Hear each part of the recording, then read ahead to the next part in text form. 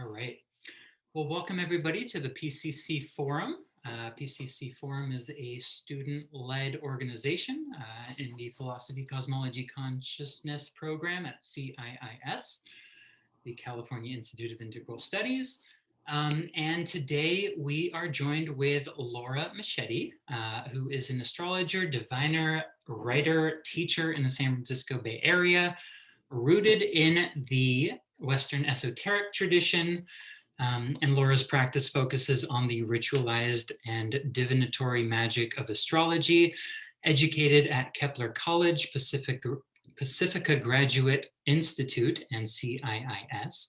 Laura's approach is deeply informed by ancient astrologies from the East and West, depth psychology, archetypal tradition, and her scholarship is centered on the history of magic, and her astrology is equally informed by ancestral and evolutionary lessons. And I know that her dissertation work has also brought her into ethnography. And I will just say on a personal note, I think, Laura, you were my first buddy at CIIS, at the PCC retreat at Esalen. So I just wanted to appreciate your friendship and your work. And without further ado, here's Laura on prophecy and plague, magical victims, and historical accusations. Welcome, Laura. Thank you. Yes, everyone in here is such a good friend, and I am so grateful for all of you and so many bonds that have been forged over the years in the PCC program. And yeah, it's a pleasure to be here. I finished my dissertation last year, and since then I have been in both this sort of high of completion and also this low of desperate longing to do something with myself. And so as a sort of result of that has been new areas of research that I didn't necessarily think I was going to find myself engaged in. And essentially I I've been interested in the history of magic for a very long time, but I had, for as many years as possible, skirted the topic of witchcraft and witchcraft trials. And now I know why. Spending time researching this kind of material is very personally intense, and it can be kind of draining on the psyche. And also I think it's really important to tell stories that haven't been told or that have been overlooked, that have played a crucial role in the development of our culture. Our Western culture is what I speak to, though you could look at many other cultures and see very similar themes. So I've somehow now found myself as a witchcraft trial scholar and ended up writing my dissertation primarily around the documentation of a particular witchcraft trial of an indigenous shaman in the Arctic, Sami person. And since then, I've just found myself wanting to know more and more about the women, the men, the indigenous people, the colonial people who suffered at the hands of religious powers or political powers as a result of their belief systems. So as we are sort of, all of us in the globe right now, experiencing a very similar challenge in terms of coronavirus and COVID-19 pandemic, we are all kind of in a position to really come to know some of the struggles and challenges that a lot of witches of the past were faced with. And I think it's a great time to look at how witchcraft and magic, which were often based in curing and healing, how those came to be entwined with things like epidemics. Pandemic is really something that, although it did happen in the past, the modern world with travel and the ease of access to all parts of the globe, the pandemic is such a new experience for the whole world. Someone in, Argentina to be experiencing the same thing as someone in Siberia, and that's just unheard of in history until now. So we're all kind of in this together, and I think it's really important for us to explore this material. So I want to start with a content warning. I'm going to be talking about violence against women. I'm going to be talking about violence overall. I'm going to be talking about kind of horrific ways of dying and child abuse and a variety of other totally unpleasant things. And I want everybody to know that that's on the horizon because it's important that we address it, don't shy from it. I'm not going to linger. This isn't a historical fiction novel where I'm trying to give you all the details, but we can't avoid some of these basic facts.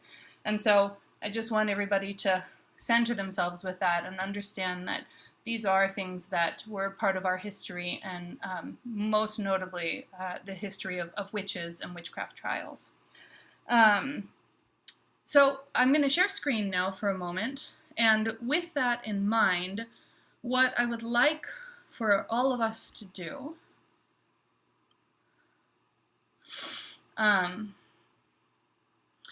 is this presenting mode, or can you guys see the whole structure? For me right now, it looks white. Okay, hold on. I thought I had, oh, here we go. Thought I had mastered this last semester, but I apparently am still failing at it.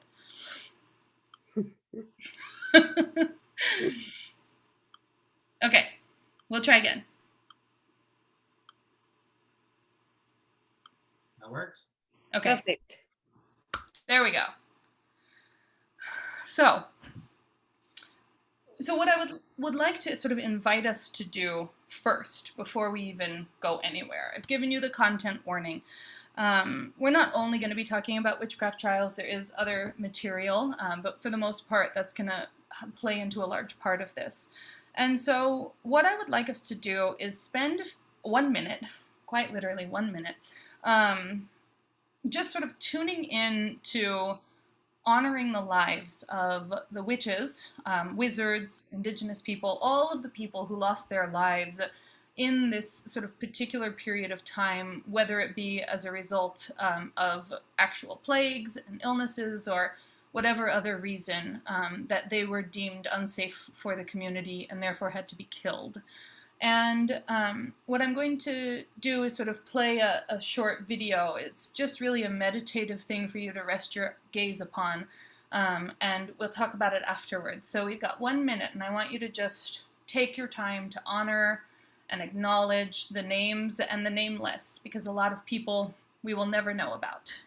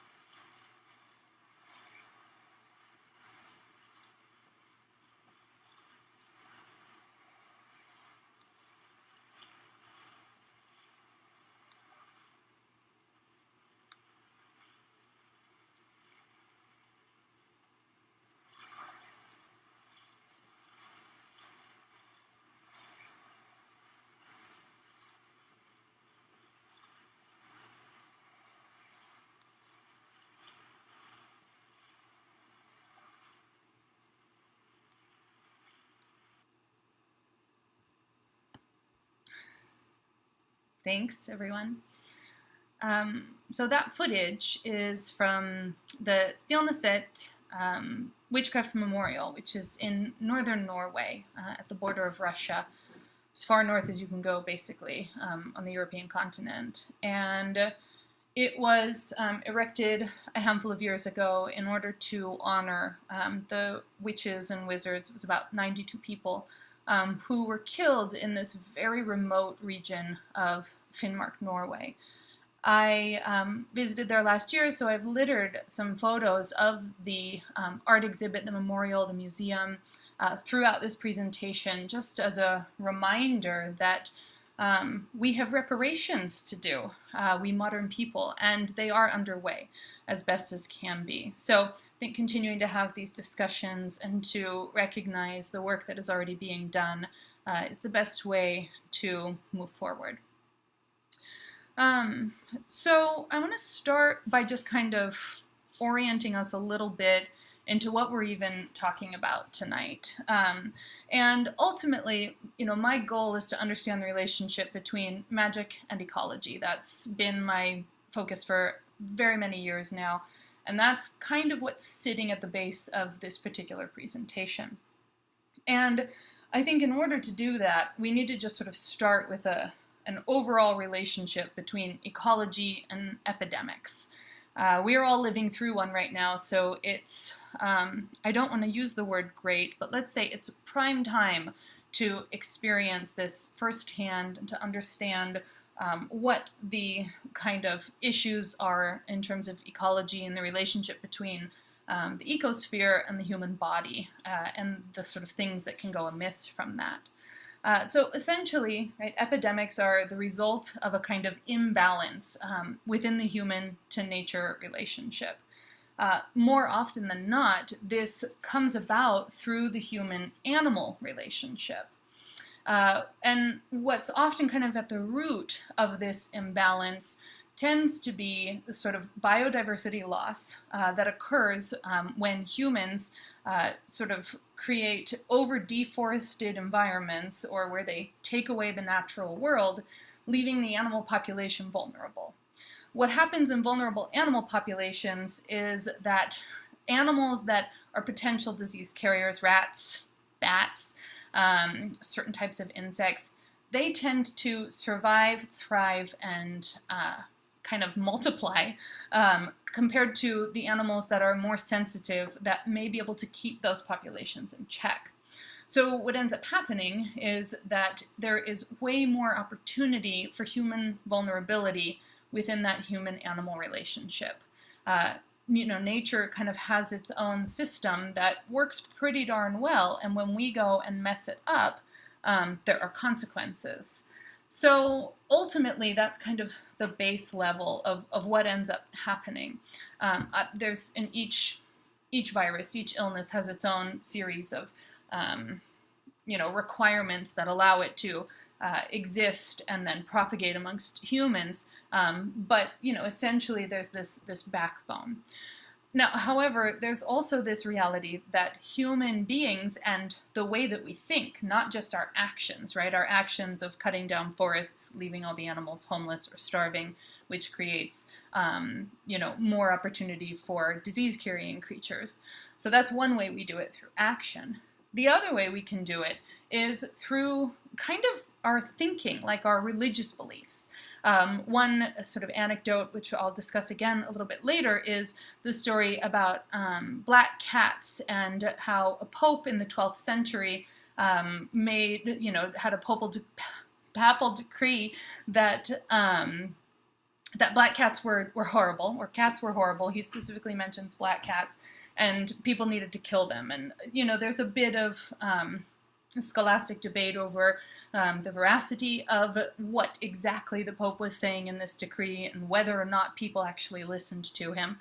But one anecdote of the plague, the bubonic plague, is that the cats all were killed because of religious thinking, which then led to rampant rat populations, which then allowed for deeper infestation of human living quarters, which created the plague, which was an absolutely devastating illness, that killed untold numbers of people and populations of basically Europe and Asia. So it's not just the fact that we need space, or we want timber so that we can build towns and churches. It's also that we have a sort of proclivity towards religion and spirituality, and that can be used either for or against balance with nature. And so this is kind of the bigger picture of ecology and epidemics in general. And then we get women and witches involved, and things get even more complicated.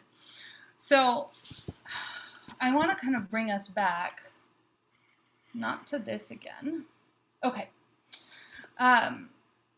So women and disease, illness, plague have a very long history of being related to one another. going back as far as the 8th century before the Common Era with the figure of Pandora. And we all know a little bit about Pandora, but I believe I have time. I'm going to read directly from Hesiod's Works and Days because it's so beautiful, and I think it's really important to listen to this really old sort of origin story of the relationship between females, the female body, and illness and strife and struggle in human life. So the story goes that Prometheus steals fire from Zeus, gives it to humans. Zeus finds out it's Prometheus. He gets really pissed off, and he's like, no, that's not okay. I said they weren't allowed to have fire, so they need to pay, basically. And so this is their payment. So Zeus is saying, I will give men as the price for fire, an evil thing in which they may all be glad of heart while they embrace their own destruction. So said the father of man and gods, and laughed aloud. And he bade the famous Hephaestus to make haste and mix earth with water, and to put it in the voice and strength of humankind, and to fashion a sweet and lovely maiden shape, like to the immortal goddesses in face, and Athena to teach her needlework and the weaving of the varied web, and golden Aphrodite to shed grace upon her head, and cruel longing and cares that weary the limbs. And he charged Hermes the guide, the slayer of Argus, to put in her a shameless mind and a deceitful nature. So he ordered, and they obeyed, the Lord Zeus, the son of Cronos. Forthwith Hephaestus, the famous lame god, molded clay in the likeness of a modest maid, as the son of Cronos proposed. And the goddess bright-eyed Athene girded and clothed her, and the divine Graces and queenly Pythio put necklaces of gold upon her. And the rich-haired Horae, or the seasons, crowned her head with spring flowers, and Pallas Athene bedecked her form with all manners of finery. Also Hermes the god, the slayer of Argus, contrived within her lies and crafty words, and a deceitful nature at the will of loud and thundering Zeus. And the herald of the gods put speech in her. And he called this woman Pandora, which translates to all gifts, because all they who dwelt on Olympus each gave a gift to her, a plague to men who eat bread. But when he had finished the sheer hopeless snare, the father sent glorious Argus slayer Hermes, the swift messenger of the gods, to take it to Epimetheus as a gift. And Epimetheus did not think on what Prometheus had said to him, bidding him never take a gift of the Olympian Zeus, but to send it back for fear it might prove something harmful to men. But he took the gift, and afterwards, when the evil thing was already his, he understood. For ere this the tribes of men lived on earth remote and free from ills and hard toil or heavy sickness. For in misery men grow old quickly.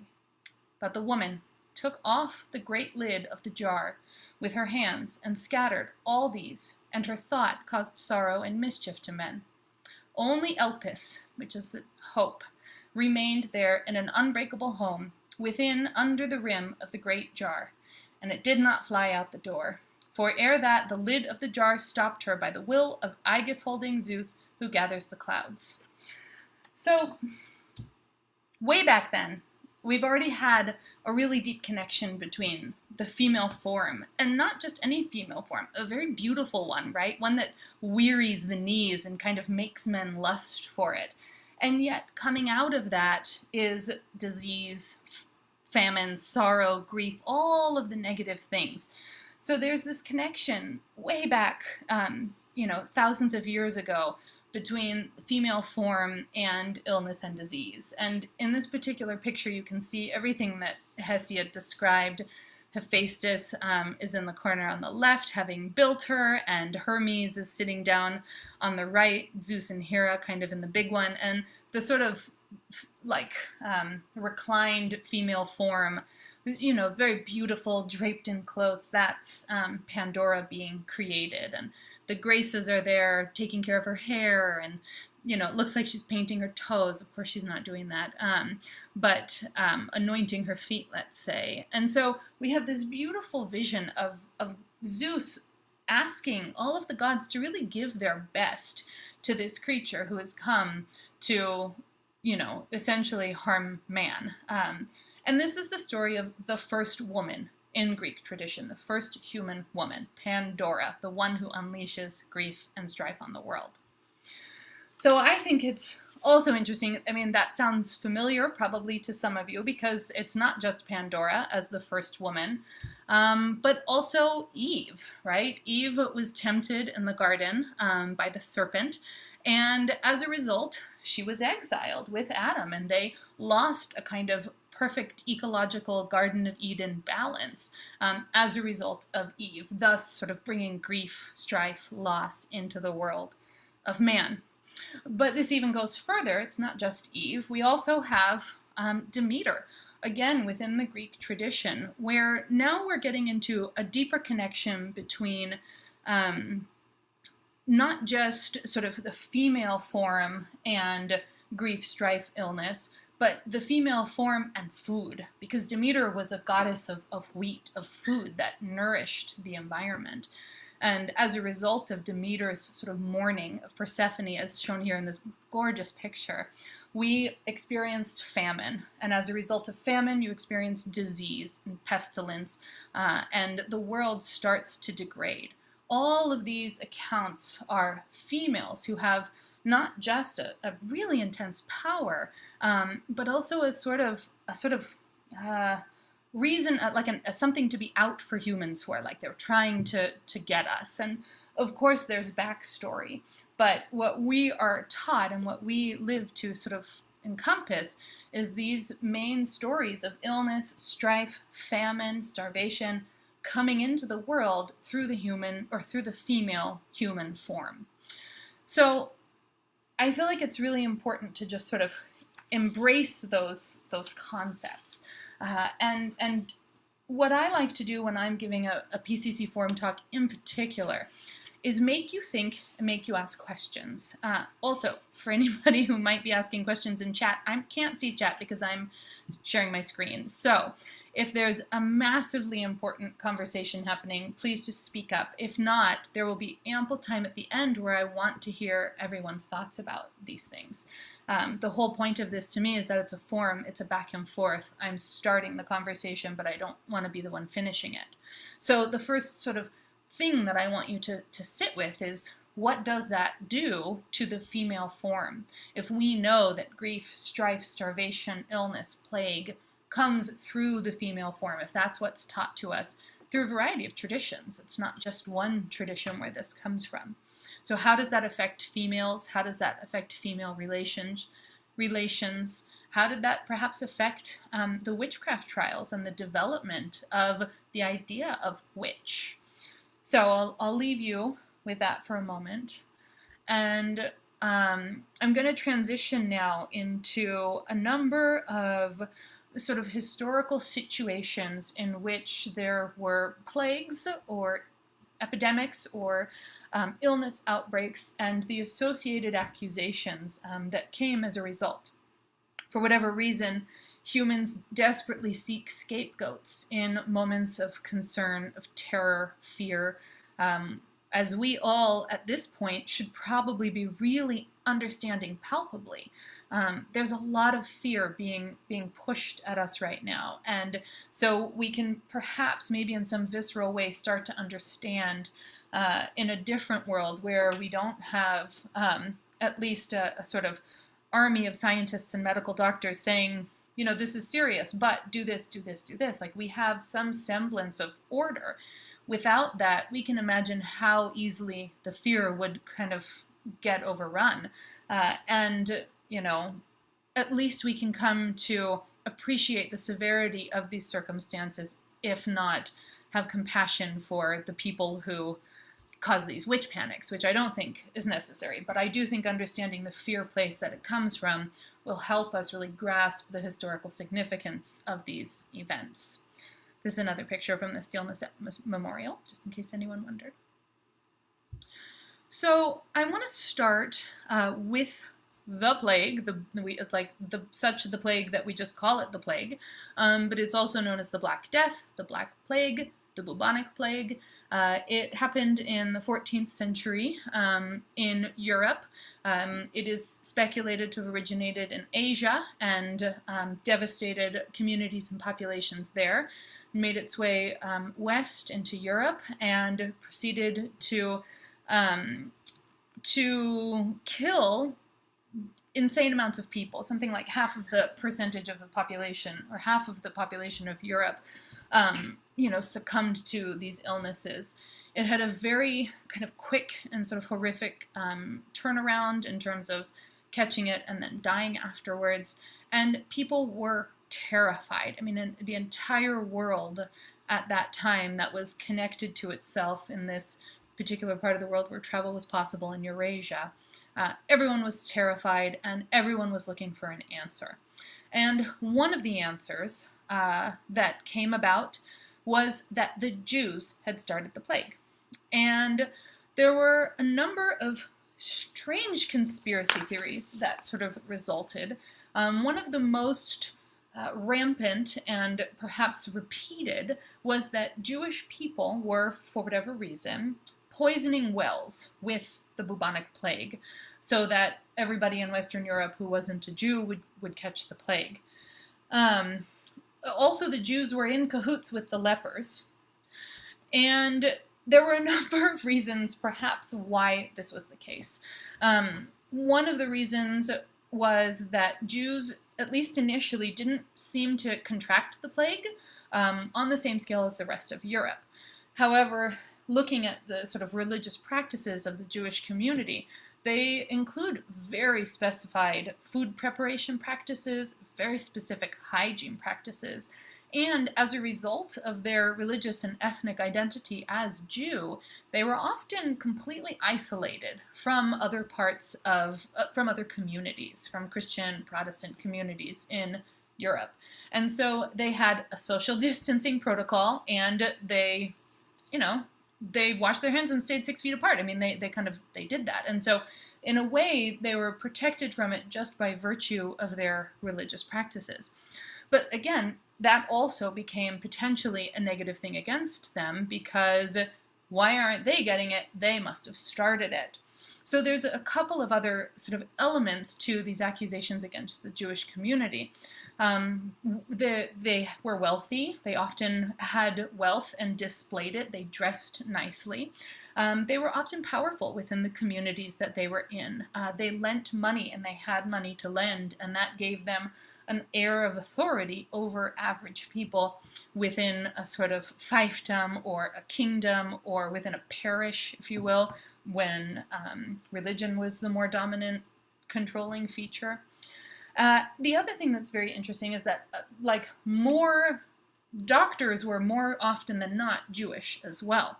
And so there was this sense of if they know how to cure a disease, then they must know how to cause it as well. And we'll see this carried through in all of the witch hunts in terms of healers often being flipped around and pointed at as the people who cause the breakouts or the epidemics for the diseases. So as a result of all of these issues, combined with a really rampant amount of fear, just straight fear, Jews were attacked throughout Western Europe. And during the 14th century, tens of thousands of Jews were murdered.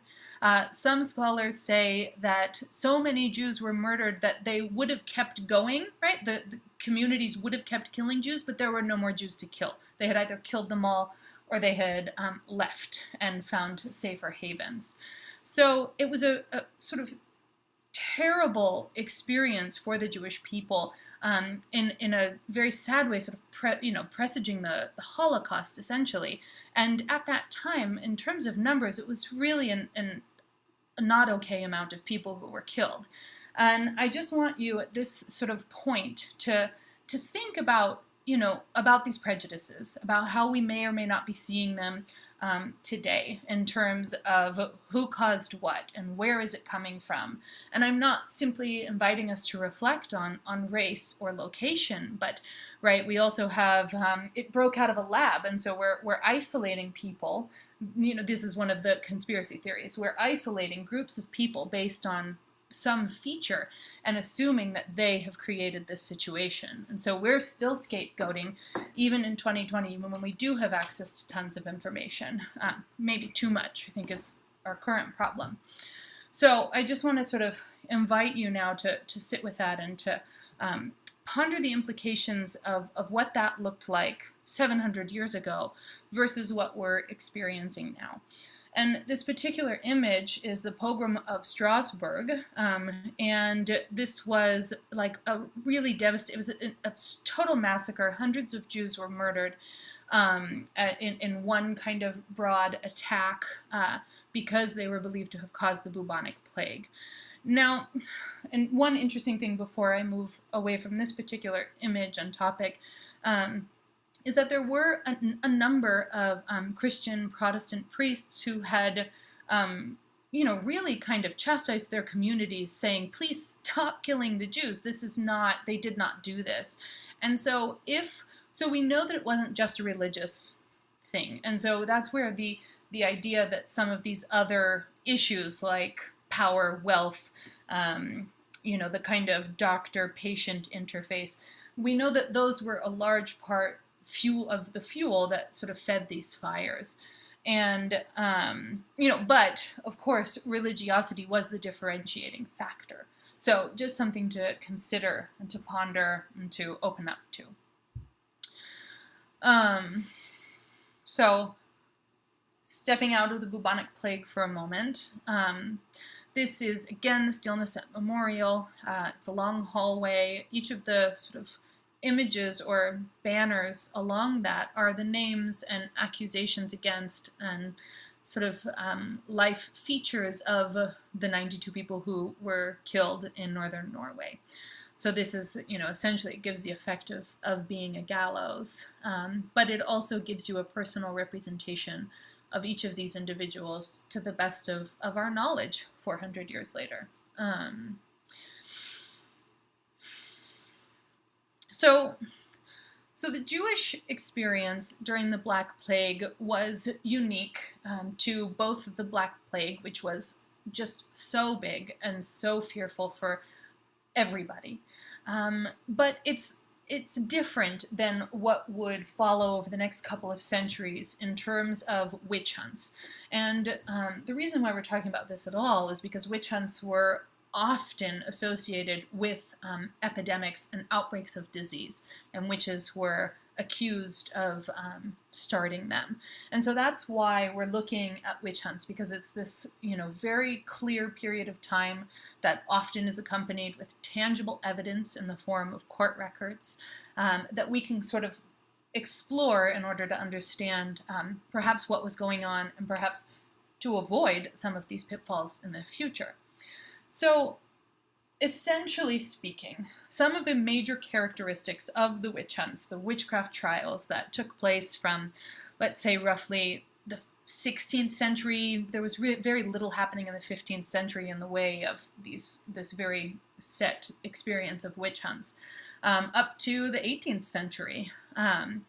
So the general sort of characteristics of them really kind of broke down into these various categories. But even from these various categories, we have sort of bigger systems, like ecological systems. If there was a drought, blame the witch. If there was famine or illness as a result, the witches were the first to be thought of as creating these issues.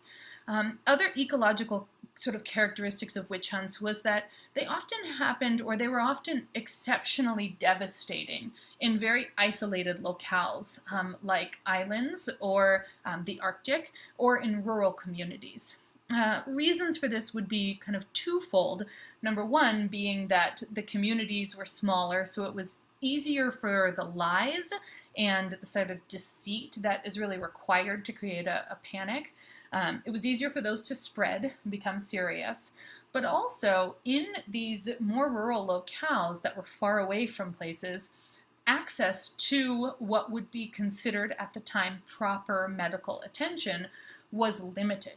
And so you had huge sort of networks of healers that were often trained via means that didn't look the way medical training looks today, right? They were born into a family that the women understood herbal lore going back generations, or they were, like in northern Norway, living close to an indigenous community that had a very complicated shamanic network of healing practices. And so putting them in close quarters in very isolated parts of the world, the sort of colonized people would learn from the indigenous people and then take those practices to their community, to which their community would go, that's wrong, we don't like that, it makes us uncomfortable.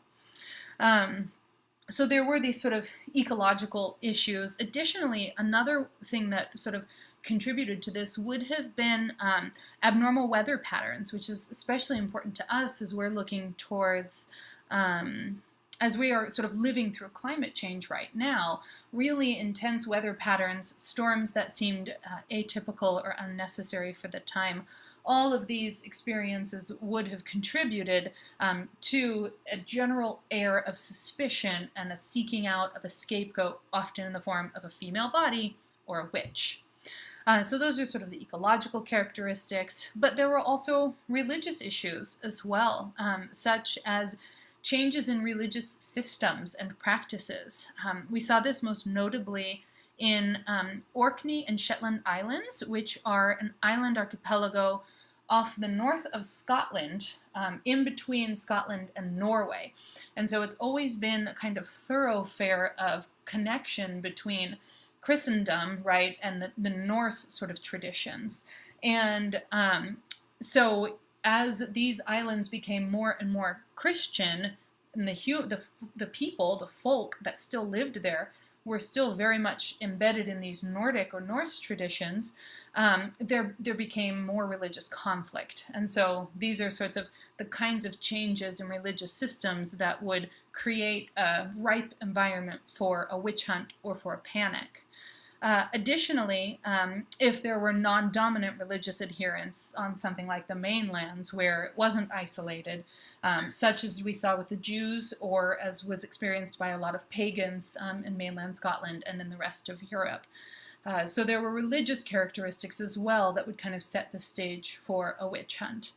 And then, of course, these sort of social elements, the panic kind of idea, elements of peer pressure in a small community. If someone starts a rumor, you have to very quickly pick which side of that rumor you want to be on, or otherwise you run the risk of being called out as a witch yourself. And so you had communities in which people had to turn against each other for fear of their lives, basically.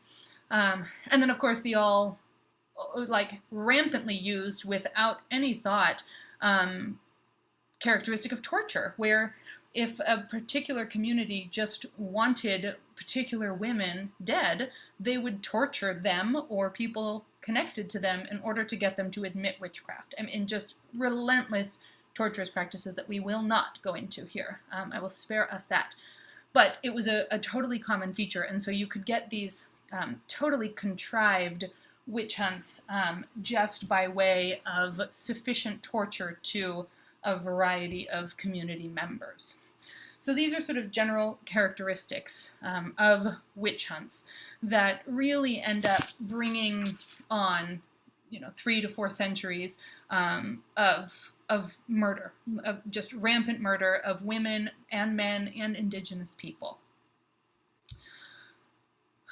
Back to Steel Nisset. So you can see the eternal flame that we watched in our sort of beginning of this talk.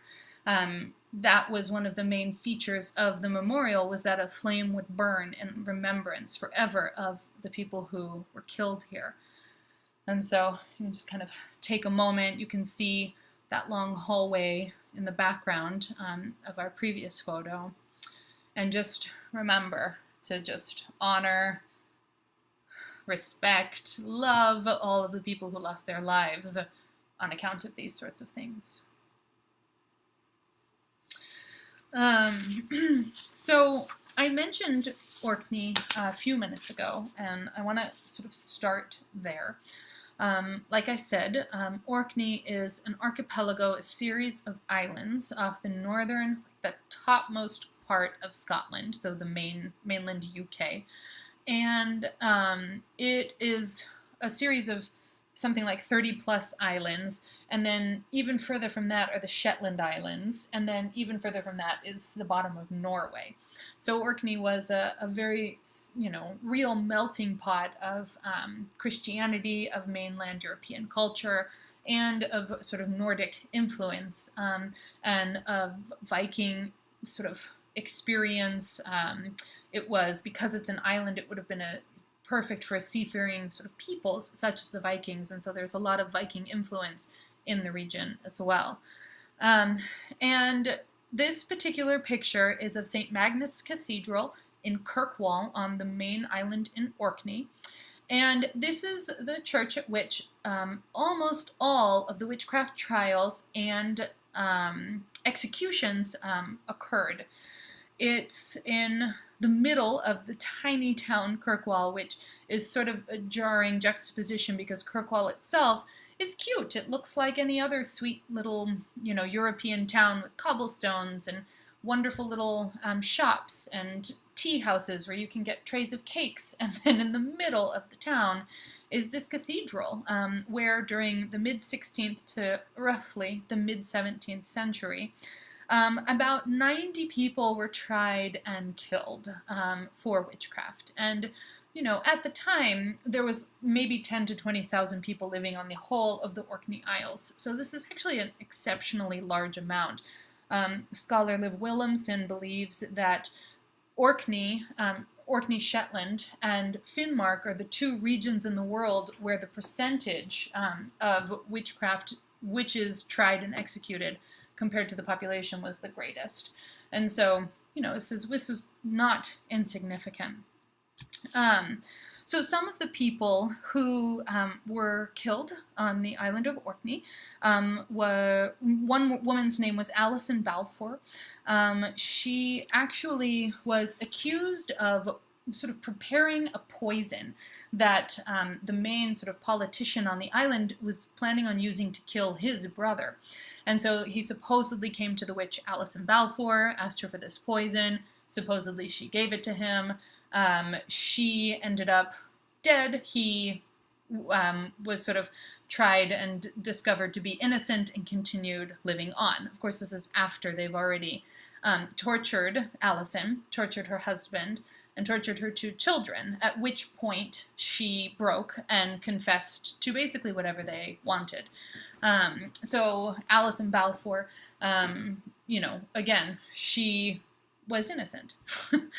The next person, Annie Talzower, also known as Rowena Roa, was accused of lifting spells and sending them from one to another person. And I think this is a really key part that you end up seeing throughout countless witchcraft trials, is this concept of lifting spells. And it's really related to healing and illness, because essentially what the belief was that you could go to a healer and she would heal you of whatever disease you had. But that disease, right, it's like gets pulled out of someone, and it has to go somewhere. This is the medieval sort of mindset. And so the sense was that the witch then had a choice of where to send that disease. And so she could send it to someone's cattle, which would then decimate their livestock, and therefore they would starve, or it could make their livestock sick, so that when they ate the meat, they became sick. So the lifting of spells is a really deeply ingrained sort of healing practice that runs through shamanic traditions and runs through witchcraft and general healing as well. And then we see it turned against witches throughout the witchcraft trials across the board. We couldn't even count the number of people who have, one of the accusations being the lifting of spells and then passing it on to somebody else. So that was Rowena Roa. Another woman on Orkney was Barbara Bowdy. Barbara Bowdy was an interesting character because she actually was found asleep on a roadside. The theories around this sort of occurrence are that she was epileptic or she had fainted where she was sick, had some sort of seizure, and passed out on a roadside.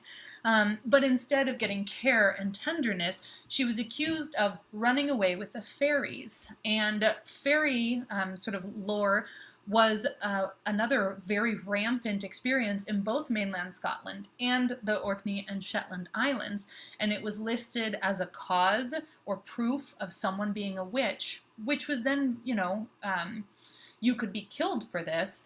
This is all over the witchcraft trials in that region. And so running away with the fairies was an additional sort of issue at the time on the island of Orkney. So in Orkney, we didn't have so much of the direct this witch caused all of these illnesses, but we're still kind of seeing this bigger system of the witchcraft trials and what a witch was, what she was thought to be, what she was thought to be able to do, which I think is one of the critical pieces of all of this. Scholar Dr. Jolsand says, in order to withstand accusations of witchcraft, you needed a lot of support from influential people in the community.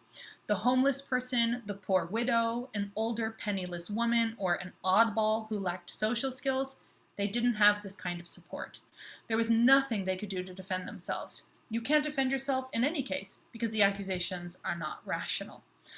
So, we're really kind of coming to see that there's not just, what we'll end up seeing over the course of the next handful of women that I'm going to discuss is that it's not just poor, penniless people, though there's countless untold and unnamed poor women who were murdered on account of witchcraft, but there are some who are notorious within their communities as well, either in a good way or a bad way, which too much attention eventually turns against the woman. But it's worth recognizing that the scapegoats in these cases were powerless. I mean, really just they were already at the bottom, trying to survive in a world that really didn't care for people who were homeless or penniless or a little weird, and they ended up paying for it with their lives. So that's kind of the totality that I'll talk about of Orkney. Again, I could go on endlessly, and there's the number of records, the number of accusations, the number of people killed is striking and sort of terrifying. And so, but I'm trying to kind of get us to a very specific point, so I'm going to move on and just know that it's worthwhile to sort of explore these people and to read about them and to honor their lives and their deaths with just our attention. So I invite you to, if this is interesting to you, seek it out more on your own.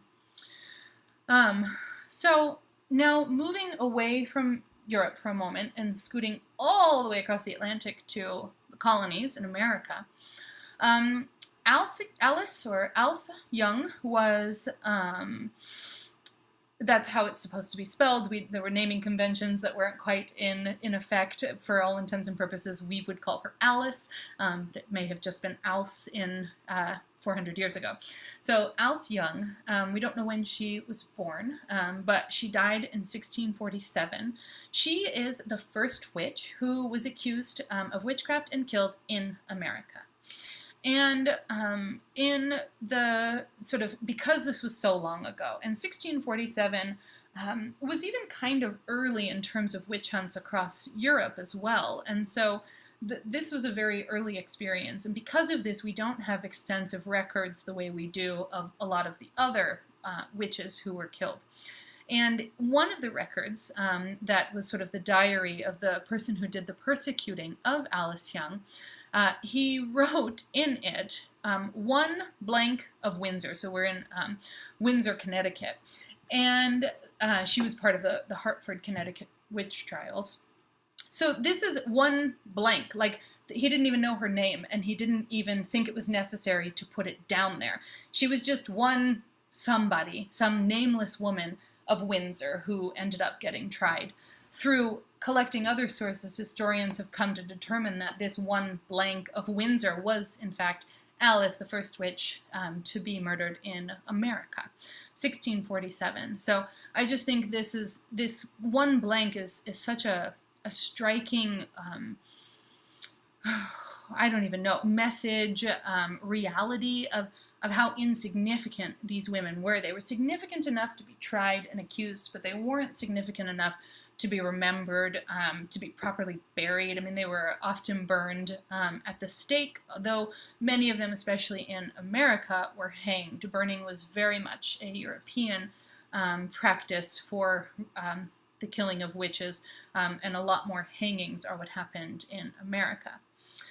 So the interesting thing about Alice Young, being the first witch murdered in America, was that she actually was killed following a deadly influenza epidemic in Windsor.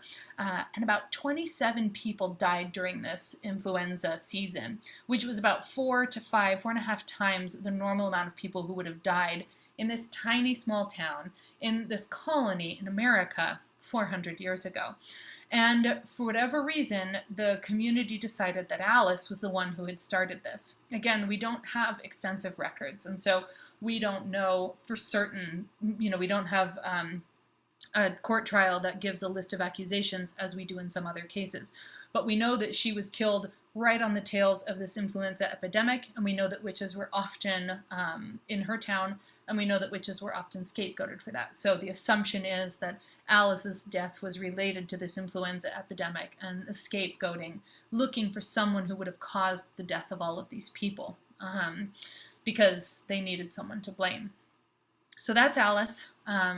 She's Windsor, Connecticut, East Coast colonies of the New World. Now we're going to hop back over, and we're going to meet Anne, Mogen's daughter Lucet, who also we don't have great records in terms of when she was born, but we know that she died by burning at the stake in 1679. And Anne Mogen's daughter was actually a middle-aged woman who appears to have been unmarried. The reason why they say this is because there was no mention of her husband. And she was from Sunnmøre in Norway, which is kind of in the southern part of the country. We're nowhere near the Arctic at this point. We're just in southern Norway, so it would have been, within access if you had a boat and the wherewithal to Shetland and Orkney. And Anna was actually claimed by many people in the village to have been a witch, so a lot of people sort of called her out. There was a lot of sort of stories about her sitting with people at their deathbeds or giving them medicine. So the assumption is that she was a healer, or she was looked at as someone to whom you could turn for folk or herbal remedies. And after, so during her confessions, she ended up revealing that she did learn witchcraft from her mother, that she had, partied with the devil at various witch parties, and that she had actually learned how to become invisible so she could sneak around and do horrible things to people in her witchy ways. Now, the Norwegian court records do not mention torture, but given that torture was used rampantly across all of Europe, it's hard to know whether Anna was, actually spared, and it was just the sort of fatigue of being held prisoner that got her to confess, or whether or not she was tortured. We don't know.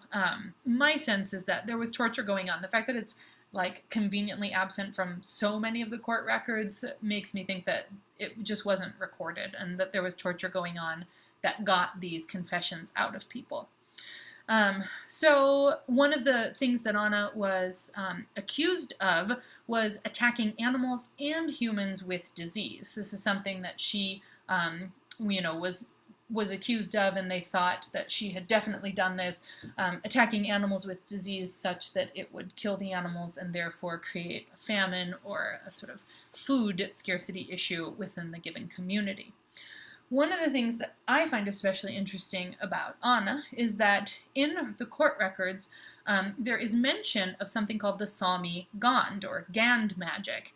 And the Sami Gand was a sort of shamanic spell that came from the Sami people in Arctic Norway. So the fact that someone in southern Norway is being tried and accused for having engaged in this practice, I think is especially unique. But the Sami Gand was thought to be a spell. You can kind of see two pictures of it here. It's described in various sources in a number of different ways. It's described, like on the right, as a leather pouch filled with flies, and the shaman, or in this case the witch, would release this, and the flies would go out and kill, either through disease or some other kind of nefarious magic, whatever was in its path. Or in other cases, it was looked at more like an arrow, and that arrow could be sent across vast distances to kill one particular person. In the center, sort of center on the left, you can see it was also thought of as a ball. And so this is a very interesting kind of conflation of an old shamanic practice that probably had nothing to do with sharing diseases. Just to be clear, within the Sami tradition, there's not a ton of evidence that the Gand was a thing. It's always in the material written by the religious sort of leaders of the communities that they create this idea of a Gand that can be thrown at other people. So just to sort of put that out there, and also to note that now we see this sort of shamanic conflation happening in southern Norway with a woman, and the shamans in the Sami tradition who would have been using Gand magic, if it were a thing, would have been men. And so it's just sort of fascinating to see how panics can take misinformation, really, and sort of attach it to these hysterias and these women's lives in order to make them more scary, in order to justify their deaths. So that's Anna Mogensdotter Losit. She died in 1679. So we're going to move on, and we're going to move back now again to the Americas. We're sort of jumping back and forth. And this is a story of Martha Carrier. Some people may have heard of Martha Carrier. If you've heard anything about the Salem witch trials, you know, you might have heard about her. She's mysteriously absent from the Crucible. So if your only experience with the Salem witch trials is a play, there is so much more to this story. But Martha Carrier presumably was born around 1653. We don't have for sure certain records of that. But she definitely died in 1692. She was hanged, and she was from Andover, Massachusetts. That's where she was born and raised with her family. And then she ended up moving away not very far, eventually got married, had children. And then in 1690, she returned to Andover with her husband and her 5 children. And they moved back to Andover, coincidentally, right in the midst of a smallpox epidemic. Her children all contracted smallpox, but none of them died. And a lot of people in the community did die, including some of Martha's extended family. So pretty much, right, you're full of fear. You don't know a lot about disease and how it travels or where it comes from. And a new person comes into your community, and then people start dying. And so a lot of people immediately took to Martha Carrier and thought, oh, she obviously created this. She's obviously a witch. So there were a number of other kind of features. For one, Martha's brother-in-law was known as a sort of folk healer, and so she was already kind of looked at as having this connection to healing, to potentially magic. And she was also notorious in her community for being kind of a vocal woman. She had issues with land use and land rights. There's an anecdote of her kind of telling her neighbor to stay away from her piece of land, otherwise she would stick to him like a branch sticks to a tree or something along those lines. And she was outspoken, and she was, kind of a ferocious woman. One of her descendants who wrote a story about her had sort of used that word, ferocious. And this was obviously very contradictory to sort of Puritan ideals of female behavior at the time and in the colonies of America. And so there was just all of these reasons why Martha was an outsider and why she, sort of could be looked at and construed to be a witch.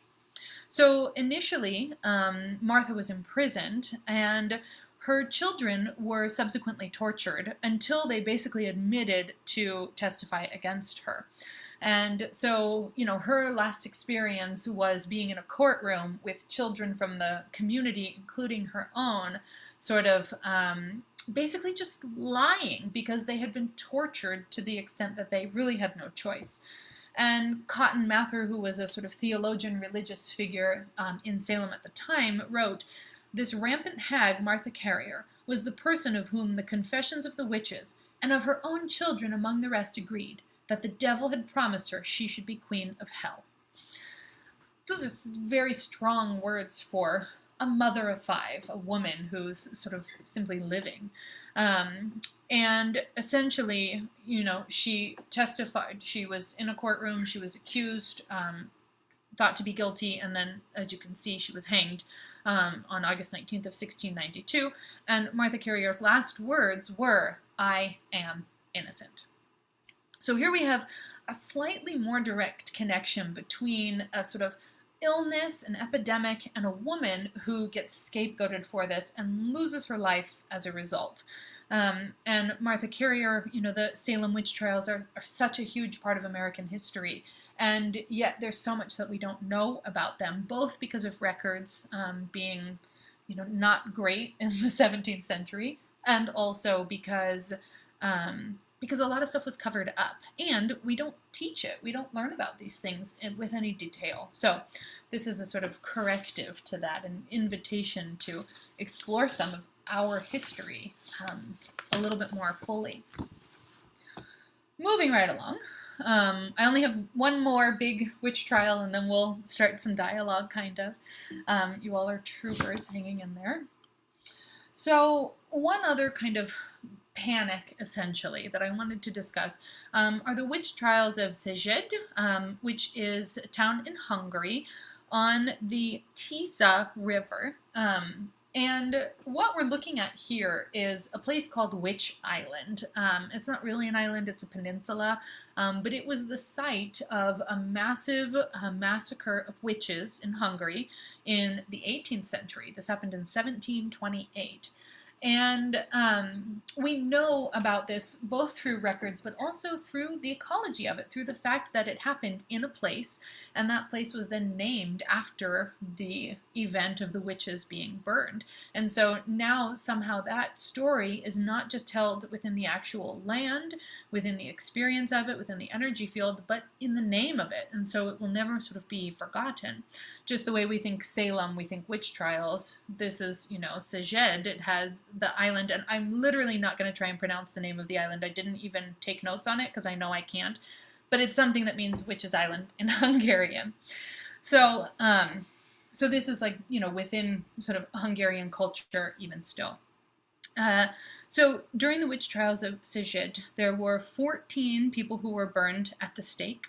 One of the main sort of prominent witches, his name was Anna Nagy Kokénye, and she was actually a well-known midwife in the community. And midwives have often gotten embroiled in these sort of healing accusations. If a baby dies, right, there's a sense that, which happened so many times and still continues to persist even in the modern world. Childbirth is a dangerous thing. But if you were a midwife in sort of history in the Middle Ages or even before that, if a baby sort of died or if a mother passed away, it would have been all too easy for you to then be thought of as the cause of that death, rather than just nature and the difficulty of the experience. And so midwives have often been in that dangerous territory of being healers, of doing a service for women, and even still to this day, definitely still to this day, but being thought of very suspiciously and being looked at as potentially incredibly dangerous, and having a kind of witch quality to them. So Anna Nagy was one of the main sort of witches, and then it was sort of like a community of witches that extended from her. There were also men involved in this, and it happened in there were 14 of them who were burnt at the stake. One of the interesting things about this particular witch sort of hunt was that it came on the tails of a severe drought that had caused both famine, but also severe epidemics of illnesses were breaking out because there was no water in the area. one of the narratives that was being told about this particular region and drought was that the witches in the community had sold all the rain to the devil. And so there was no rain that was coming into the land. And so people were starving, people were getting sick, people were dying. And so the witches became the scapegoat in this situation for having sold rain to the devil. So this is yet another sort of way in which we can see how critical the balance of nature and human life is for just the survival and safety of women, and especially of women who may have knowledge of healing, knowledge of childbirth, or knowledge of things that happen outside of the church walls, right? Let's be real. There's a natural sort of magic and wisdom that these women almost certainly held within themselves, that was authentic, not just sort of contrived as a result of the witchcraft accusations, though there were plenty of those where it was just totally normal people who never did anything, who just got accused of witchcraft.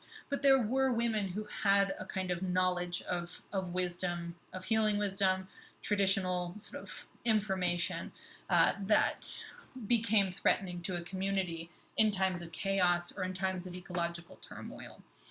So those are the sort of witch trials of Sujet. So this is the tip of the iceberg. The number of witchcraft trial, sort of court documents is seemingly endless. I mean, thousands and thousands of them. And so somebody who really wanted to explore this would almost certainly find way more of these stories in which people were, sort of murdered and scapegoated for run-of-the-mill illnesses, or from illnesses that were the result, right, of a local cathedral being built, and so a forest had been chopped down, and so the animal populations lost balance, and so people ended up getting sick. And instead of recognizing the holistic sort of experience of their community, it was easy to find a woman, to find that Pandora, and to exterminate her, essentially.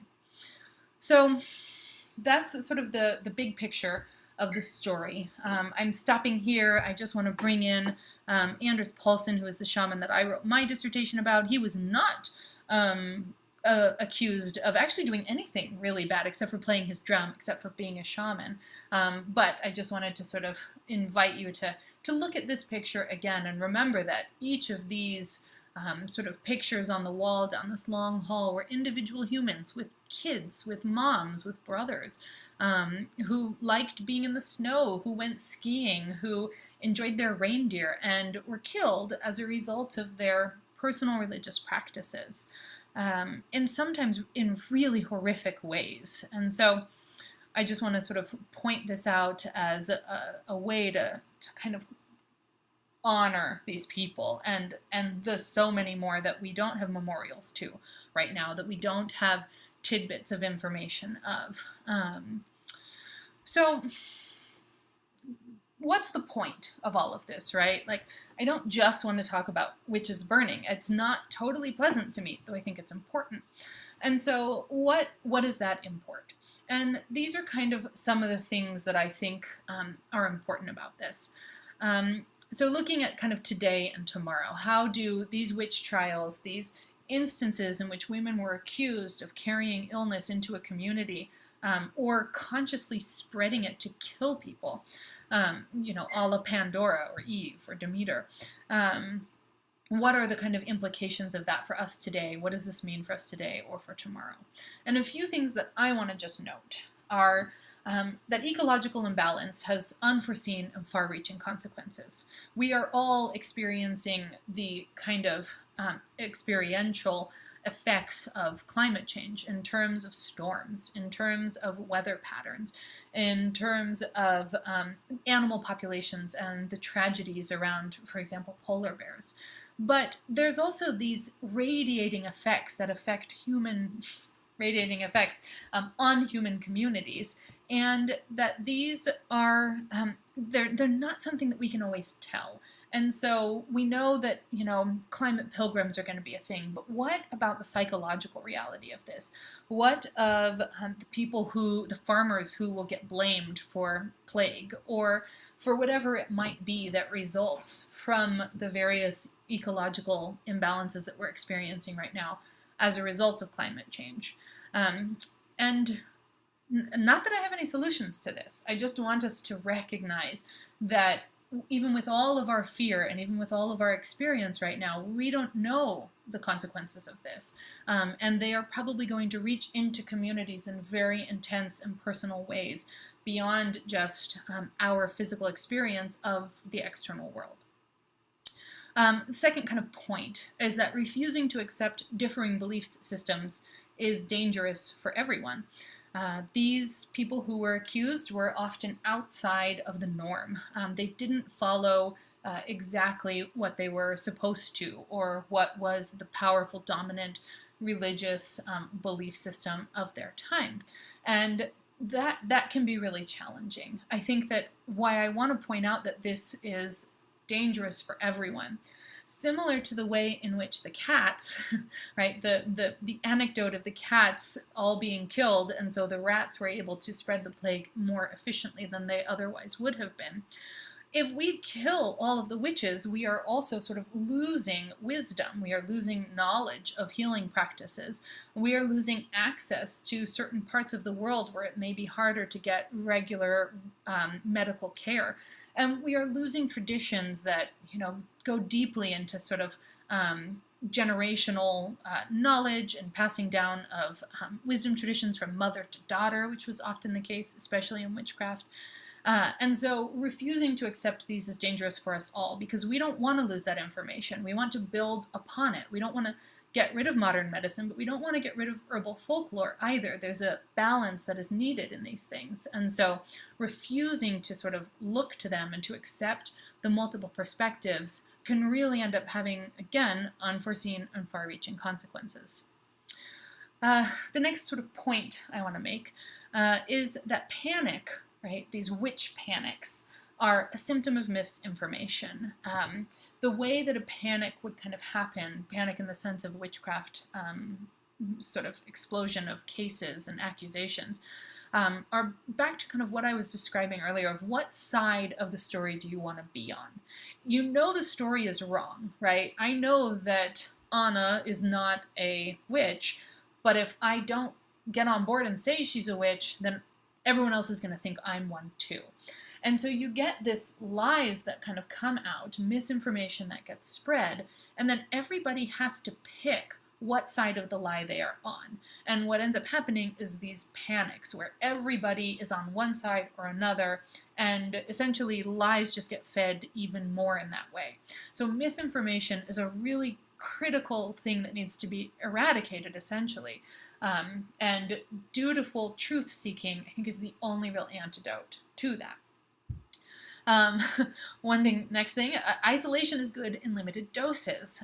I wanted to point out that in the case of the Jewish people in the bubonic plague, their isolation from the bigger communities often allowed them a bit more safety in terms of actually catching the plague and therefore surviving and living healthier, longer lives. But their isolation from the communities is also what allowed them to be targeted. And so there's a way in which we need to isolate, but not lose connection. And that, to me, is, I think, something that we all can feel right now in our experience of social isolation, is that it's good, but we don't want to be too far alone. We don't want to be like that small community on an island in the middle of the North Sea that, ends up having these sort of panics spread throughout it because there's not enough connection to bigger truth systems. So isolation is good in limited doses. And then the last part is just plagues suck. Like, we're all just in it right now, and that's just the way it is. And I wanted to just put that out there for everybody to kind of come to terms with. So these are my sort of senses of why this material is important, why we should even think about this at this point in time. But I have some questions for you, and I hope that when I close this down and look at the chat, there's all sorts of exciting things happen.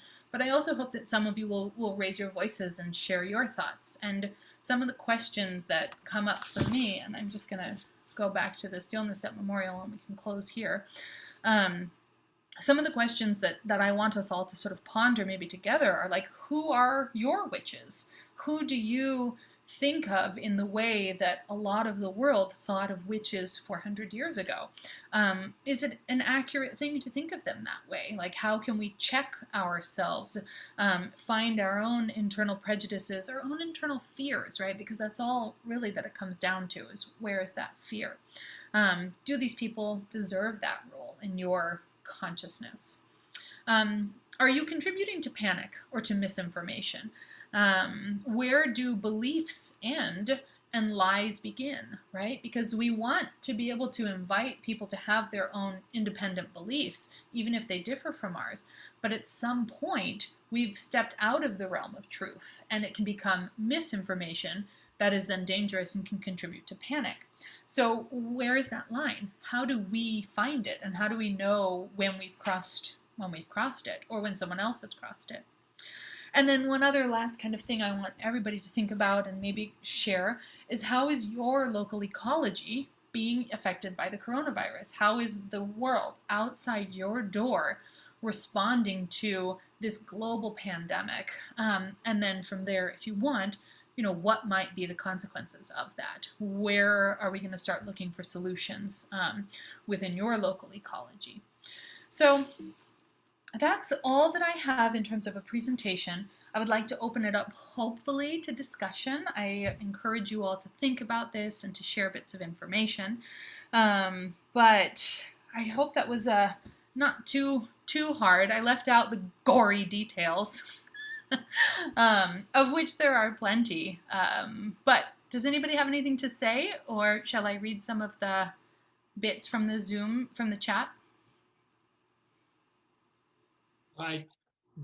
First of all, Laura, I just want to invite everybody to give you a round of applause for such a great presentation and timely as well. So feel free to clap or snap or do your little emoji or what have you. But thank you so much, Laura. And just because people sometimes kind of get a little I think anxious about how to chime in here, I'm going to just invite anybody to write anything in the chat. On the one hand, feel free to raise your hand if you've perfected that skill on the Zoom, or just start talking. And just as people formulate thoughts, I just wanted to ask Laura, because you mentioned take a shot at searching this out for yourself. If you might share any of the sources that you were using, or how to even go about getting them. Oh man, there's so many, and I think I don't have I didn't create a list because I thought it was unnecessary. But I think that for Orkney and Norway, which is where I've done the bulk of my research, the author that I sort of mentioned earlier, Liv Helene Williamson, is one of the foremost scholars. Let's see if I can type it in for you guys. And I would definitely recommend looking there for information about the UK and Norway and sort of Nordic countries. A lot of her books are in English, but not all of them. She's also the one who did the writings, the kind of snippets of life about each of the witches in the at the memorial that I visited in Norway. And so she's been one of my primary sources for the last number of years. But the ones from, I don't have any of them available right now. I closed all of the books and got everything cleared away so that I would just have a clean slate to talk to you guys on. But I could easily sort of post that in the Facebook page too, which actually might be a good idea. I did think about that. I was like, should I write a bibliography? No one's going to want to read any of this, so I won't. Awesome. Thank you very much, Laura. Becca, yeah. Oh, nice hand. Look at that. think Sonia had her hand up too before me even. Okay. I have many questions that I won't ask. And I really love your final questions that you left us to think about, asking, as Matt also brought up, who are your own witches? Who do you scapegoat? Who do you other? Who do you project your shadow on? It's such an important question for us to be asking at this time, at all times, but especially times like this. And so there's one question I want to ask that's just kind of a leading question, which is that you're, speaking about this in a particular era, and just wondering if you found any particular astrological signatures to your study. So I'll just throw that one out there. But the second one, which isn't so kind of pulling you toward a specific answer, is around, like, when you brought up the woman who was accused of running away with the fairies. I found that to be quite interesting, and sitting with the difficulty in this time, having come through modernity, of how do we simultaneously hold the ridiculousness and superstition of the accusations and the reality of witchcraft and its power? How do we walk that line to defend what probably not all of those accused, but some of those accused were doing, and the efficacy of magic, while also not corroborating the accuser's stories? Does that make sense, that question? Yeah. Well, I think, so the first question is an ongoing project, but it's actually a little unfortunate because the witchcraft trials, I mean, really, like, the first ones started in the middle of the 1500s, and the last ones were well into the 18th century. And so the number of astrological transits and signatures that came and went through the course of that are like so numerous. And so what I've gotten to in terms of some of my research is starting to try and find any women, right? Maybe there's some men involved as well, who we can find birth times of, and then we can start to see perhaps where there was more significant kind of correlations between the transits to people's charts. But Saturn and Pluto were definitely in an alignment at some of the heights of these. I looked a lot at the witch trial in 1692 of Anders Paulsen when I was doing my dissertation, but I don't have a good recollection of it, because it was kind of like, I want to know about this, I don't have time. And so that was about as far as I got with all of it. But I do believe that there's tons of room for study of this. And I think it would be really important in terms of learning about some of these underlying archetypal features, because there is so much lost in terms of information. Like, we have meticulous court records of certain trials and then nothing for thousands of them.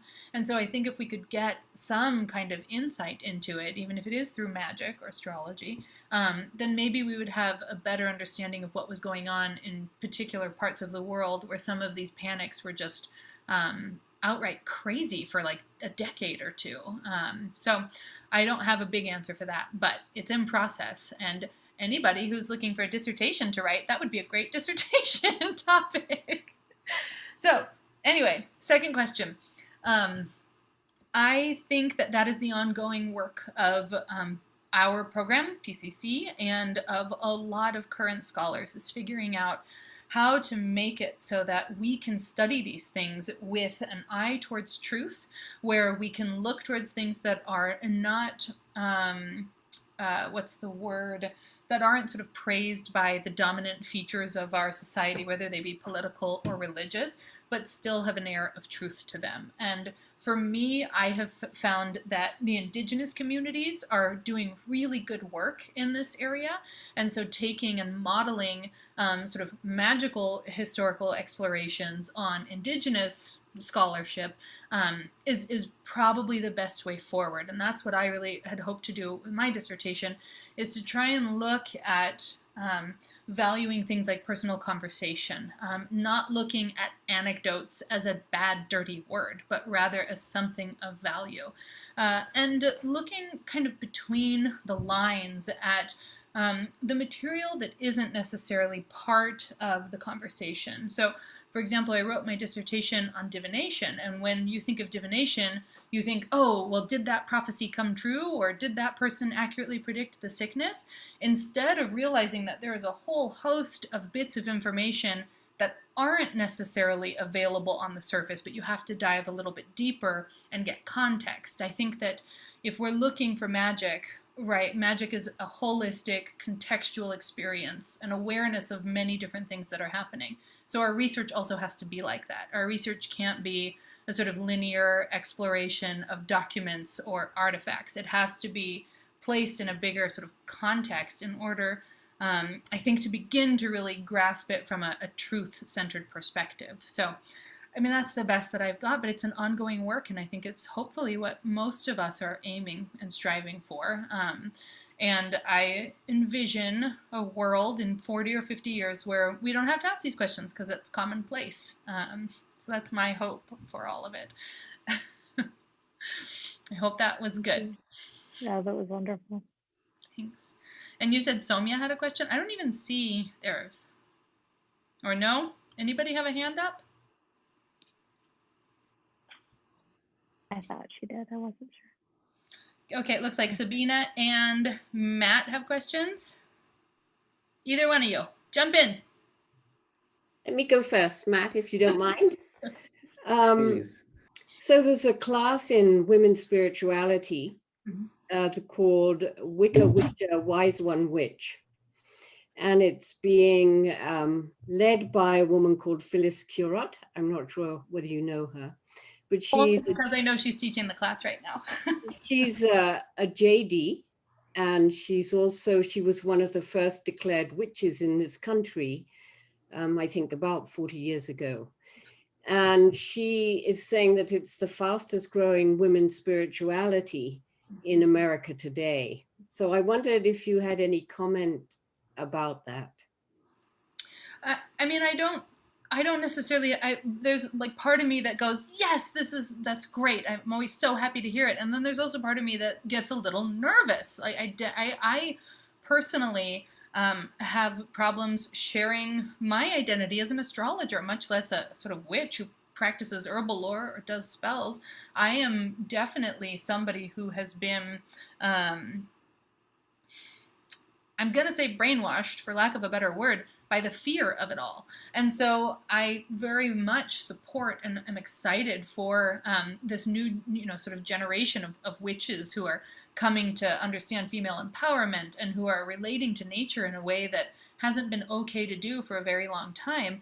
And I feel a little bit better in 2021, but over the last 4 years, I've been very scared for people like that. And it is still a dangerous thing, because if you look at social media, there's definitely, you can kind of see the similar panic mentality in social media. And so you'll get women who are becoming powerful witches and have social media followings followed instantly by attacks, right? Attacks on their character, attacks on their appearance, attacks on whatever anybody feels like attacking.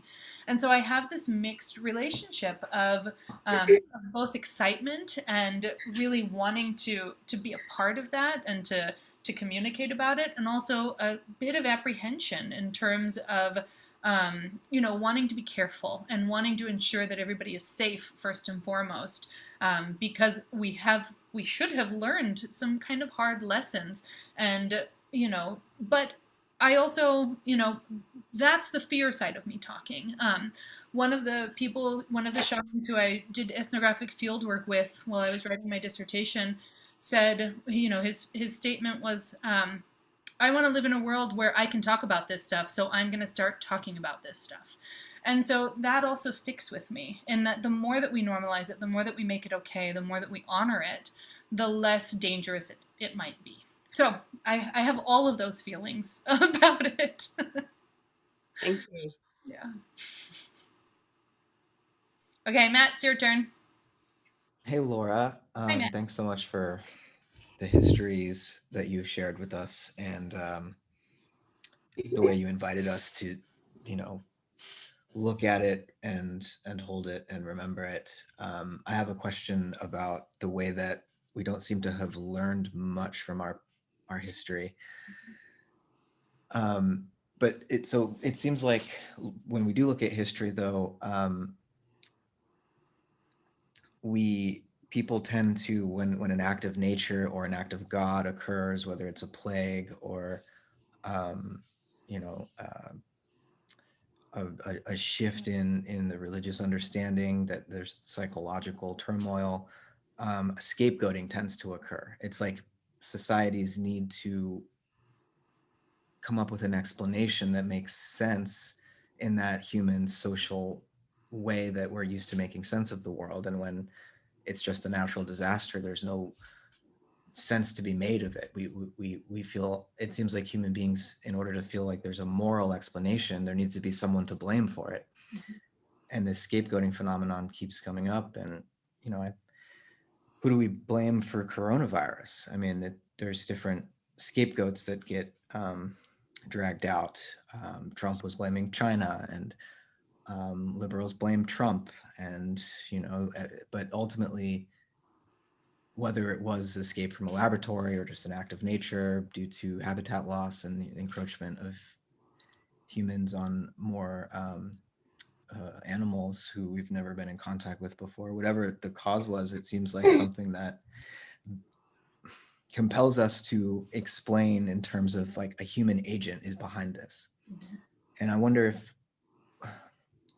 if you thought of ways that maybe bringing more of a magical animist worldview would help us begin to remember causality and agency as more than just human. It seems like that might be part of the avoiding scapegoating, but also I wonder if that really can be the only solution, because even pre-modern, more enchanted peoples were scapegoating. Even if agency for them was more than a human thing, they were still choosing human agents. And what's that about? So does that make sense as a question? I'm kind of problematizing one solution that we might want to offer, and hoping you can help me with that. I mean, I think that, it is really dangerous to get, it's like one of the side effects of human empowerment, right? Of the Enlightenment, of us having a sort of sense of authority and individuality and identity as separate from the natural world. There's this side effect of like, oh, then we have responsibility, and nobody wants responsibility. Nobody wants to reflect on their own behaviors. No religious system, tribal community, shamanic tradition, nobody wants to look at themselves and say, oh crap, we've been doing this wrong. That was wrong. We shouldn't have done that. And so I think there's a sense of personal responsibility that is lacking from all of the conversations. The minute you start taking personal responsibility, it becomes a lot harder to scapegoat somebody else. And if everybody takes responsibility, if everybody analyzes their lifestyles, their behaviors, and looks at the structures upon which their communities are built, then again, it becomes a lot harder to uphold those accusations against the other. And that's not to say that sometimes there isn't nefarious stuff that happens. And that's where I at least personally get hung up, is how do we seek out, is it, first of all, morally necessary to seek out wrongdoers? I mean, obviously in a sort of social and justice-oriented world, then yes, but I'm speaking like really on a deeply philosophical level, on wrongdoers on an energy level, where maybe we could or couldn't prove it. Like, what good does that information do for us? And I think that again, like holding personal responsibility and acting accordingly is our best way forward personally. I don't know that I'm right, and there's part of me that definitely wants to be able to like know that somebody did something wrong, and I'm not the type of person who wants to make people pay, but I want them to know they've done something wrong. Like, I tend to be that kind of person. Like, I want you to know you were wrong and I was right. I'm not going to hurt you. I'm not going to burn you at the stake, but I want that knowledge to be out there. And if we can kind of let go of that, what would that look like then? What would scapegoating look like if we could let go of the need to be right in a circumstance and simply take responsibility. So I don't know if that answers your kind of question, but I think that it's at least continuing dialogue. So epistemic humility and moral responsibility basically is what we need more of. I think so. Thanks. That's good. That sums it up. Good. Anyone else have thoughts they want to share? Matt, go ahead. Other Matt? Yeah, well, I just want to appreciate what you're speaking to. And, there were a couple of comments, I think, in the chat where it was speaking to, this idea that if you know how to stop it, right, then you know how to start it. And so there's this kind of anti-intellectual position, I think, where those people who might be versed in herbalism might be targeted, and the Jewish practices, right, that allow for a degree of protection are also lost when those people are targeted. Right. So I wanted to speak to this kind of anti-intellectualism, anti-elitism that's going on during the era of COVID, right, where you have, say, the kind of backlash against, I forget his name, Fauci or whoever, right? And it's, and there's also this resurgence of fascism, right, and white supremacy, and I think a bunch of groups were targeted or listed as terrorist groups today. And I guess I bring that up because, you do have this sort of misinformation that's being promoted by foreign actors, and even PCC is not necessarily immune from it, right?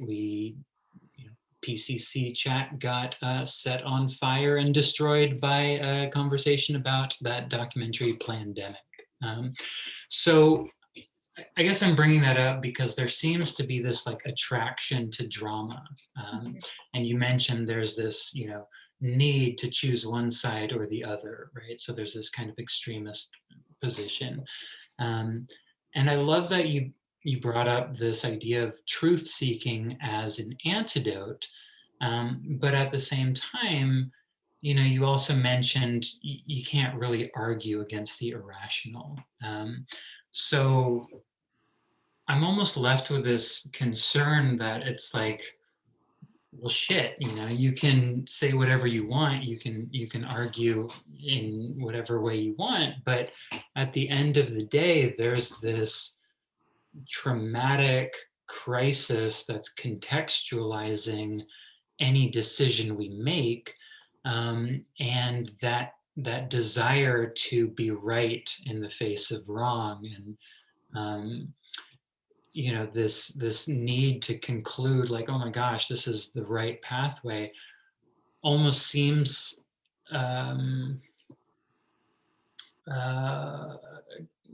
hubristic in a sense. And so I'm not exactly sure what my question is. On the one hand, I'm wondering, obviously what to do, obviously how to think, how to act, etc. And bracketing any sort of conclusion, and sort of deciding not to make a decision on the one hand might be helpful, but on the other hand, to that epistemic humility, and the need for responsibility, I guess I wonder if it's possible to come down on a correct decision, right? Or be sure of a way forward. And then on the other hand, I guess I just wonder where you see the most kind of pertinent places that this is coming up today, and how we might even think about it or work through it together or institutionalize a way of dealing with this? Because you have something like thousands or tens of thousands or even millions of like minks being killed in order to protect humans from coronavirus. And so there's a same, I mean, I don't know if same is the right word, but there's a level of killing that is happening. There's a level of fear that's happening. And, maybe I'm just sort of appreciating the relevance of what you're saying, but it seems like it seems like people are so afraid, people are so concerned, people are so, in a post-truth era, nobody knows how to even approach this quest for truth. So I guess I'm wondering, what's the first step, or please, Laura, alleviate my concerns. I don't know what to say.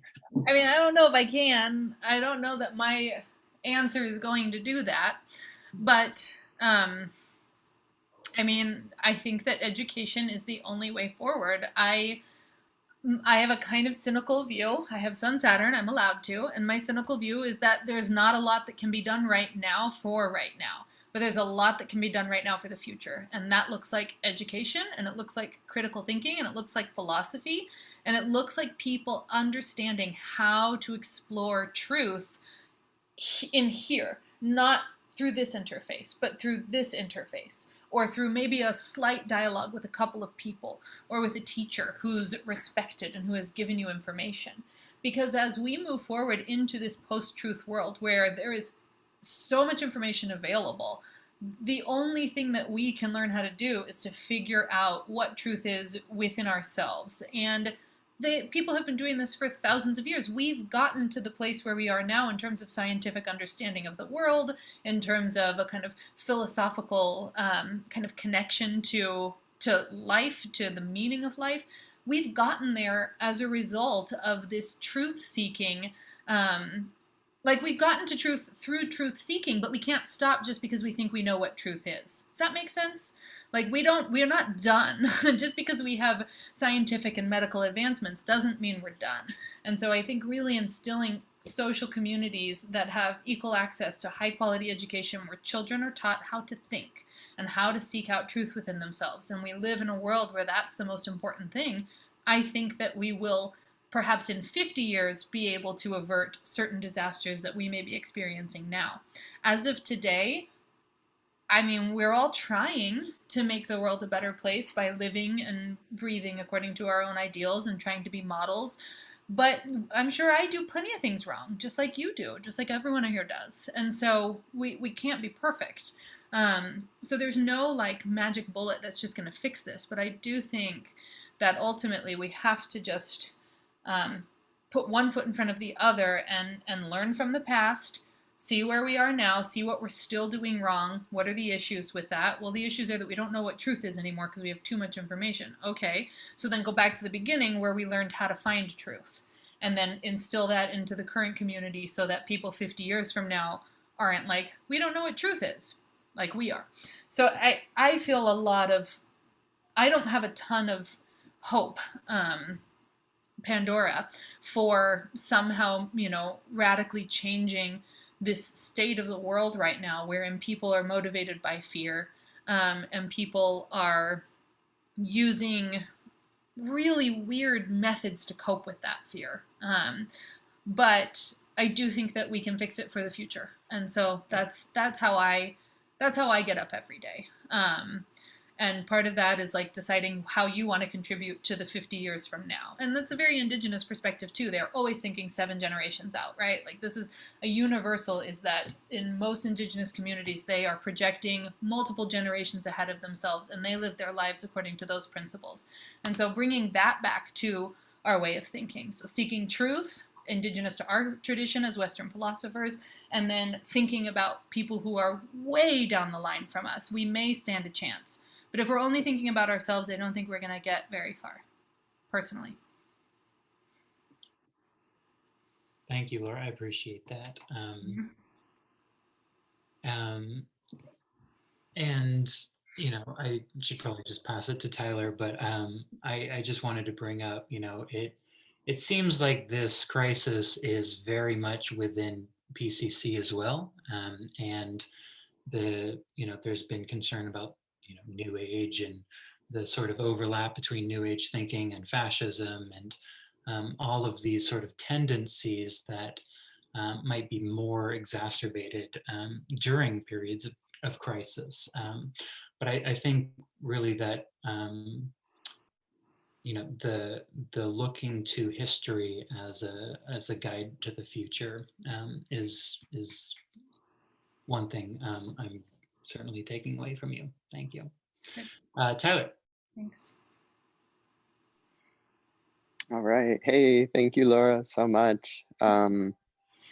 I noticed, pretty quickly as you were getting into the material, like just, on a very somatic and emotional level, so much just like grief moving up through the system, and yeah, just really feeling, the horrors of it, and, kind of wanted to put you on the spot a little bit here in terms of, this has been a very intellectual conversation, but also maybe it can be a witchy conversation too. Do you have,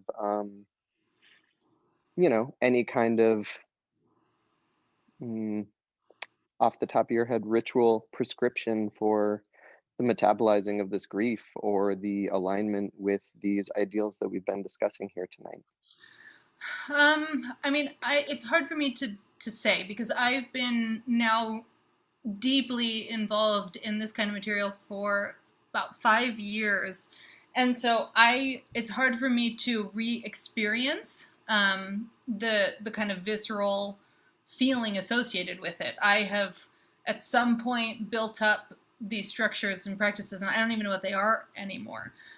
But I can say that, I have, so I have a book somewhere that lists, like a particular, like 50 of the witches that were killed in one particular region. This was in Norway. And I sat and read them over and over again out loud, just like read them, cried, and just like these people's names that were just like erased from being said again, like just say them. So that was one thing that I have done. For me, having gone so deeply into the material, the pilgrimages were a big part of it, and physically going to the memorials. If there are grave sites, like if people are struck by this, like go to Salem, check out the witchcraft museums, walk around, like feel it. It's going to be hard, but it's so important, I think, to just to fully embody it, because it's super easy when we're in an intellectual headspace to not just like sit there and feel it, right? You're just kind of thinking about it. You're keeping yourself from being all consumed by the emotion of it. But if you make it a point to read names out loud, or to light a candle for them, or to spend a month doing a kind of candle ritual with, a piece of paper. I mean, this is the way that we memorialize these things on cultural levels, right? We have the Holocaust Memorial and people visit it and they just feel. And I think that unfortunately for me, being in place is one of the ways that I've had to do it. And if I can't be in place where something has happened, then, reading the names was really, really hurtful and valuable for me. And I still do that. And I still pick up the stories and read about them. And, for me, I'm a closet novelist. And so I fantasize about these people's lives, and I picture them, and I think, like, what was her hair like? Oh, she had curly hair, or like, what was her favorite dress? Like, did she have a favorite dress? And is that the one she died in? And I just allow myself to have relationships with these people in whatever way makes me feel more connected. And through doing that, I can kind of come out of that pain. But I think that, for whatever, Sarah, putting torture on display in a museum. Well, and there's no torture on display in the museums I've seen. It's more just recognition of the loss. But I do think, that stating people's names and physically going to places and just like honoring it is a really healing practice. And I know that that's not super tangible or possible right now. But it's also, I think, really good to kind of get that out into the field too, right? Like, look, I went to the Salem Witchcraft Museum and I learned about this stuff. And then other people hear that and they feel it and they have to process it themselves. So, but I think that, I know a lot of people in this room, you included, are very good at creating rituals to process emotions. And so I think whatever feels natural in terms of your own somatic and emotional makeup is a good thing to do. But for me, it's getting to know the humans. And so I read their names out loud and devote my life to studying them. Amsterdam Museum of Torture. Oh my God, you guys. Anyway, I hope that helps and gives you some ideas, but maybe if you have others, you can share them too. Yeah, no, that's great. Thank you so much. Sabina, you have your hand again? Yes, that sounds really powerful and a wonderful thing to do. I wanted, though, to come back to something that Becca said and Matt said and you said, and that's around, Becca's was around projection and the other. Matt's was around, I think, accountability, taking accountability. And I just wonder, from a philosophical point of view, maybe a psychological point of view, where does the culture of blame come from? I mean, I think blame is, if we look at Kubler-Ross, I can't remember her first name. Elizabeth. Yes, if we look at her, like, I think it's just a normal part of grief and of loss, is that seeking of answers. And then when there is no answer to be sought, you blame. And so I think it's a part of deep, deep wounding. And I think it's the kind of thing that, it's kind of funny in that, like, this is the sort of stuff that religions should be teaching us, is how to grieve in a healthy way, how to grieve without placing blame. But instead, religion, at least the majority of the world's religions that are currently dominant on the planet, they kind of teach us who to blame or where to place it rather than how to metabolize it. And so it's sort of ironic in that that's not, being taught to us. And so we don't really know how to grieve without blame. And I think that for me, from a psychological perspective, if I think of my own experiences with grief and then also kind of look globally, I think that if we're going to feel blame, that's one thing. Acting on it, accusing people of witchcraft and killing them because of it, that's a whole other thing. And part of learning about our psychology is accepting these feelings and accepting these dark sides inside of us. A lot of Jung's work is about facing the shadow, and the shadow is that part of you that blames. It's the part of you that's, childish and infantile and needy and violent. We have to admit that we have that. Denying that isn't going to get us anywhere. But we don't need to act on it and attach people to stakes and burn them. Like, it's absolutely this ridiculous thing. And again, comes back to humility and self-responsibility of just like, don't do that. Like, feel it. It's okay that you feel it, but you don't need to act upon it. And that seems to be something that modern humans have not been given permission to do, is to feel without action. So we don't know how. And so I think that really kind of holding on to that and accepting our shadow, accepting our darkness, accepting the want to blame, the want to see someone be put to justice, and then trying to like soothe ourselves in the face of that is probably the best thing we can do. Thank you. Yeah. Michelle, do you have a question? Yeah. You're still on mute. Yeah, there you go. So I'm in the Wicca class as well with Sabina, and just learning about some of this and thinking about, as we're naming the things that have occurred, though, and learning about maybe the Catholic Church's involvement in allowing the torture of women, and yet I don't hear sort of a taking of responsibility for, or, and that's really hard. And I wonder what that effect is today on women across the world and in other ways, not just through the witch trials, but what we think about women and the divine feminine. And, I don't know if you have any thoughts on that. I don't really know if that's a good question, but.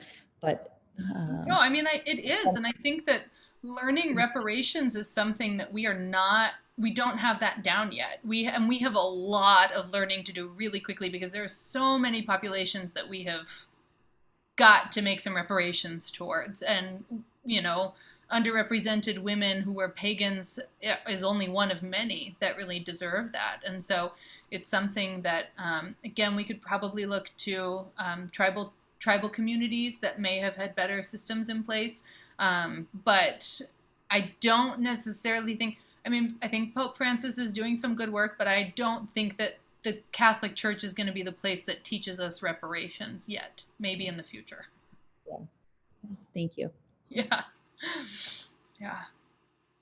But it's a good and important thing to dream of and to kind of start to demand, right? But we also need to figure out what it really looks like. Anyone else? We're coming up on plenty of time listening to me jabber, so we can wrap it up unless someone has any more burning questions. Okay. Well, maybe Laura, first of all, again, thank you so much for spending time and sharing your work with us. If you might want to leave us with one word of or some wisdom as we close out, I think it might be nice to have the last word from you. Okay. And then after that, I'm gonna stop the recording, but everybody's welcome to stay after and just talk or have an informal gathering as well. I guess I think the last thing that I can kind of close this with is to just remember that, like, everyone is an entire person. Like, these 7 billion people who are on the planet right now, all the people who are dying of coronavirus, all the people who don't believe in it, like, every single one of them is a human with an entire life, with a family, with a story, with a name. And we really, the more that we can remember that, I think the better our path will be. And the more better our path is, the more we can influence the paths of others. So that's the best thing I can tell everybody, and read those names. But that's it. Thank you. It was a pleasure. Awesome. Thank you, Laura. And thank you all for being with us today.